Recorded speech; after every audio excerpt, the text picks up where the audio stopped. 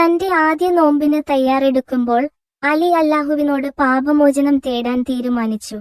എന്നാൽ എന്തൊക്കെയോ അശ്രദ്ധ കൊണ്ടും മടി കൊണ്ടും അലി അത് നാളത്തേക്ക് മാറ്റിവെച്ച് പിറ്റേന്ന് അദ്ദേഹം തന്റെ ഫജ്ർ നമസ്കാരം നിർവഹിച്ച ശേഷം ഖുർആൻ വായിക്കാനിരുന്നു. അപ്പോഴാണ് ഒരു ആയത്ത് അദ്ദേഹം ശ്രദ്ധിച്ചത്. അല്ലാഹുവിന്റെ കാരുണ്യത്തെക്കുറിച്ച് നിരാശപ്പെടരുത്. തീർച്ചയായും അല്ലാഹു എല്ലാ പാപങ്ങളും പൊറുക്കുന്നു. തീർച്ചയായും അല്ലാഹു പൊറുക്കുന്നവനും കരുണാനിധിയുമാണ്. അത് വായിച്ചപ്പോൾ അലിക്ക് നിരാശ അനുഭവപ്പെട്ടു.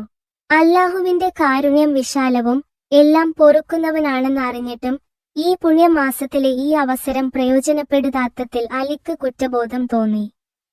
അല്ലാഹുവിൽ നിന്ന് പാപമോചനം തേടുകയും തന്റെ പ്രവർത്തനങ്ങളിൽ കൂടുതൽ ശ്രദ്ധാലുവായിരിക്കുമെന്ന് അലി സ്വയം വാഗ്ദാനം ചെയ്യുകയും ചെയ്തു. സൂര്യൻ അസ്തമിക്കാൻ തുടങ്ങിയപ്പോൾ അലി കുടുംബത്തോടൊപ്പം ഇഫ്താറിനായി ഇരുന്നു. നോമ്പു തുറക്കുമ്പോൾ തന്നെ ഒരു സമാധാന ബോധം അലയടിച്ചു.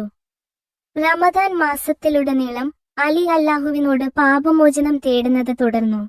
ഓരോ ദിവസം കഴിയുന്തോറും തന്റെ ഹൃദയത്തിൽ സന്തോഷവും സമാധാനവും നിറയുന്നതായി തോന്നി. അല്ലാഹുവിനോട് പാപമോചനം തേടുന്നത് പാപമോചനം ആവശ്യപ്പെടുക മാത്രമല്ല, തന്റെ മോശം പ്രവൃത്തികൾ മാറ്റി ഒരു നല്ല വ്യക്തിയായി തീരുക കൂടിയാണെന്ന് അദ്ദേഹം മനസ്സിലാക്കി.